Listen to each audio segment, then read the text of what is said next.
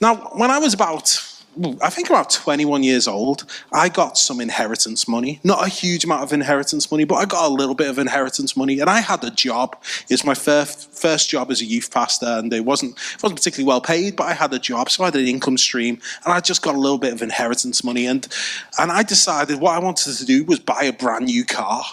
I wanted a brand new car. I mean, I still lived at home, so I wasn't paying, I didn't have any responsibilities. I wasn't paying proper rent or anything. So I wanted to use the little bit of money I was getting paid from my youth work job, my youth pastor job, to pay the monthly installments on a car, and I'd use the inheritance to pay that little bit of upfront money. But now, I'm not a financial advisor, and so don't take this as a financial advice. If you've bought a brand new car and you like having a new car, that's great, that's up to you. But I was convinced by my parents that I shouldn't buy a brand new car. And the reason they said I shouldn't buy a brand new car is they said, if you buy a brand new car, it's great, it's lovely, it smells nice. Who loves new car smell? Smells nice, it'll drive nice. You know it's not going to break down for a few minutes at least. But the problem is, as soon as you drive out of the showroom and start driving down the street, it's no longer a brand new car. It is now a second-hand car. And so if you were to sell that second-hand car, you couldn't sell it for the amount you bought it for, because you bought it for the price of a brand new car, but now you're selling it at the price of a second-hand car. So it'll lose significant value as soon as you drive it out of the showroom down the road. And then they said, you probably got a 3-year warranty on it, which is great, but as soon as you hit 3 years and the car is 3 years old, it's no longer under warranty.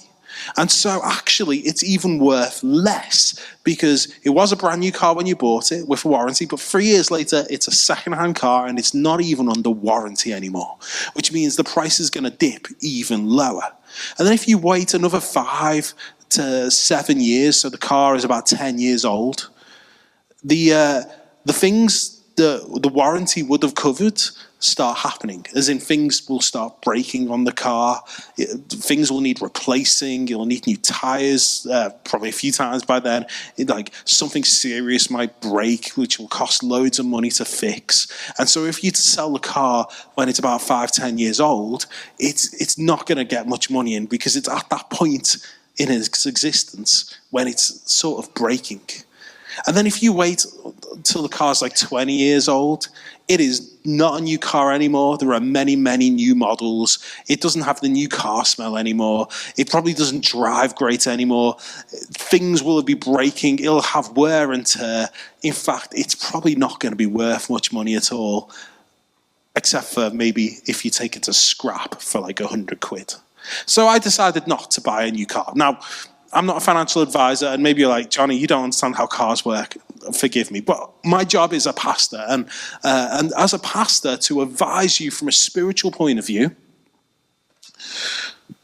buying a brand new car is a bit like investing all your time, your treasure, and your talent in this small part of life. If existence goes on for eternity and never ends, but we put all our time, our talent, and our treasure, investment of ourselves into this life here on the earth, it's like pouring all our money into just a small part of our existence. And I mean, again, I'm not a financial advisor, but that looks like a bad investment to me. If you're going to invest your time, if you're going to invest your talent and your abilities, if you can invest your treasure into something, it's much better to invest in the eternity, which is never ever going to end, than it is to invest in this life here on earth. Because this life here on earth, even though it's 100 years, feels like a long time to us, it's but a blink of the eye compared to eternity. Does that make sense? And so when it comes to buying a new car, I can see how that might not be a great idea. But let me tell you, when it comes to investing in our existence, it is a far, far worse idea to invest all our time in and treasure and talent into this life on earth, because this life on earth is fleeting.